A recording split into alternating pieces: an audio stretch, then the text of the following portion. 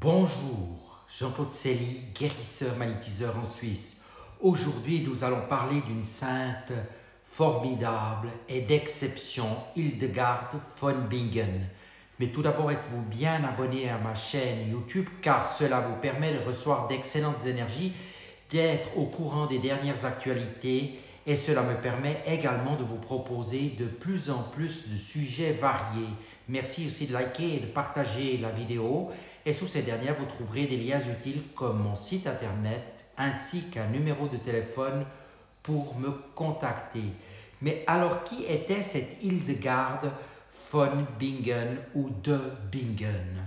Hildegard de Bingen, c'est avant tout une femme d'exception qui avait plusieurs cordes à son arc.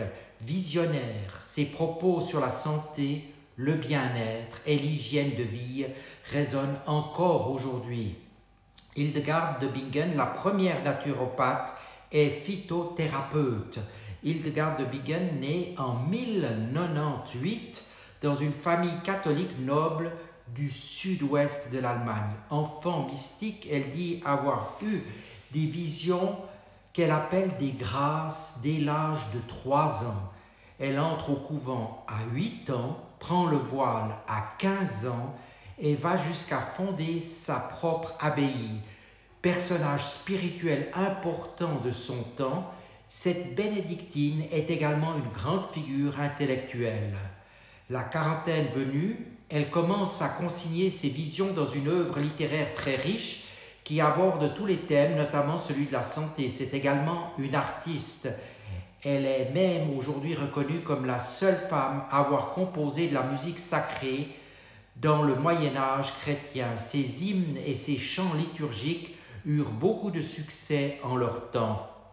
Hildegard était un esprit universel. Son œuvre compte aussi, entre autres, l'invention d'une langue artificielle complètement nouvelle, écrite et parlée par elle avec un alphabet propre. Mais c'est avant tout la médecine qui fit sa grande renommée. Sa connaissance profonde de la nature et du corps humain lui donne en quelque sorte l'intuition d'éléments scientifiques qui ne seront découverts ou démontrés que bien des siècles plus tard. Hildegard de Bingen a inventé la première médecine holistique. Même si elle peut parfois apparaître comme une magicienne, elle a mis au point des remèdes efficaces et une approche qui équilibre l'ensemble de l'être en prenant en compte aussi bien les troubles physiques que les émotions. Hildegard s'éteint en 1179. Elle est déjà reconnue comme sainte. Le pape Benoît XVI étend cet honneur en 2012 en faisant d'elle l'une des 4 seules femmes docteurs de l'Église. Ce titre exceptionnel est la reconnaissance de l'importance de la pensée d'Hildegard dans la doctrine religieuse catholique. Mais cet apport, on l'a compris, n'est que l'une des multiples facettes de ce personnage d'exception. Sa médecine médiévale a un héritage contemporain grâce à 2 praticiens allemands basés à Constance à Bade-Württemberg, le docteur Gottfried Erzka et le naturopathe et docteur en chimie et biochimie Vigard Strelow. Ils ont expérimenté sa médecine durant des dizaines d'années et ont adapté les recettes pour les rendre utilisables à notre époque. Vous verrez que dans l'ouvrage que je vous présenterai après, vous trouverez plus facile ces recettes à reproduire chez vous. Celle-ci s'adresse aux petits soucis les plus courants, mise en garde et rappel de bon sens. Tout ce qui est proposé dans le livre que je vous présenterai après ne remplace en aucun cas la vie d'un médecin si vous avez le moindre problème de santé. Et cela, c'est bien clair, c'est comme les soins et nettoyage énergétique, des problèmes d'hygiène de vie pour le corps et l'esprit. Hildegard de Bingen a mis au point des principes d'hygiène de vie et des moyens naturels pour rester en bonne santé. Les recettes et les conseils d'Hildegard de Bingen touchent aussi bien au corps qu'au psychisme, qui sont étroitement liés. Si vous cherchez à prendre soin de votre alimentation, de votre santé et de votre bien-être de manière naturelle, biologique et écologique, vous êtes prêt à vous lancer dans ce mode de vie hildegardien. Hildegard de Bingen a défini le concept de viriditas ou force verte Il s'agit d'une force vitale auto-guérisseuse qui, comme l'écrit l'Institut Hildegardien, nous permet d'avancer chaque jour, de guérir nos plaies, de faire fonctionner notre corps de façon autonome grâce aux bienfaits des plantes et au drainage du printemps et de l'automne. Comme d'autres sagesses, et notamment la médecine traditionnelle orientale, l'enseignement de Hildegard s'attache à nous maintenir en bonne santé avant même de soigner nos maux. Ce principe de santé préventive s'appuie sur l'harmonie entre le corps, l'âme et l'esprit. Cette vision globale ou holistique de l'homme est là encore très moderne. Les études scientifiques les plus récentes sont nombreuses à prouver qu'un patient bénéficiant d'un bon moral guérit plus vite qu'un autre. Dans ses écrits, elle nous rappelle l'importance de ne pas cloisonner les différents aspects de notre vie, à savoir l'alimentation, la santé, le travail, l'équilibre entre l'âme et le corps, etc. Pour elle, c'est un tout et il faut trouver l'art de la juste mesure. Elle nous propose une méthode où chaque aspect de la vie est à la fois autonome et en relation. Tout agit sur tout dans notre corps. Elle nous dit que l'homme est petit par la taille de son corps, mais grand par les énergies de son âme. Afin de gérer au mieux l'aspect psychologique, elle nous donne des conseils simples, comme l'explique Mélodie Molins, directrice de l'Institut Hildegardien. Pour bien comprendre, il est utile de rappeler succinctement les différences entre le corps, l'âme et l'esprit. Le corps, c'est notre partie physique, l'âme, notre moi, imagination, réflexion, faculté d'aimer, et l'esprit, notre capacité d'inspiration, notre relation à la divinité. Pour trouver l'harmonie, l'homme doit équilibrer ces trois aspects. Tous les conseils de Sainte Hildegard visent à nous aider à trouver cet équilibre quotidien nécessaire afin de rester en parfaite forme. Elle nous dit aussi les mauvaises pensées attaquent l'organisme de l'homme tel des bêtes. Elles assaillent l'homme tantôt comme un loup affamé, tantôt comme un cerf ou un crabe. Mais elle ne nous laisse pas sans solution face à cet aspect de la vie, poursuit Mélodie Molins.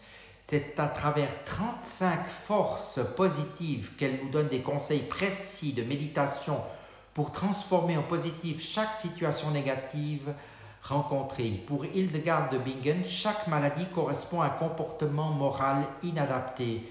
Cet aspect typique de la pensée médiévale est à modérer bien évidemment, car certaines pathologies sont directement liées aux gènes ou encore à la pollution environnementale, surtout à l'heure actuelle. En utilisant les forces positives au quotidien, on gomme l'impact négatif des pensées qui bloquent jusqu'alors notre énergie vitale et qui allaient jusqu'à entraver le bon fonctionnement des organes. Nos soucis psychologiques, comme nous le démontrait avec beaucoup d'avance Hildegard de Bingen, ont un réel impact sur les pathologies et elle établit des liens très clairs entre eux. Vigard Strelo, dans son livre « Guérison du corps et de l'esprit selon Hildegard de Bingen », met clairement en évidence ces relations entre les pathologies et notre vie intérieure. C'est pourquoi, afin de trouver l'harmonie globale, et cela à tous les étages, corps, âme et esprit, il faut s'assurer une bonne alimentation, une pratique spirituelle et sportive quotidienne, mais aussi cultiver la positive attitude à chaque moment de la journée. L'amour, l'entraide, la patience, la discipline, le dialogue dans les situations conflictuelles, la compassion, l'humilité, l'espérance dans les moments difficiles, toutes ces attitudes positives participent à nous faire rayonner intérieurement, mais aussi intérieurement dans nos relations aux autres et de façon plus invisible à contribuer à un monde meilleur. On peut ainsi résumer l'approche holistique d'Hildegard de Bingen en 4 grands principes.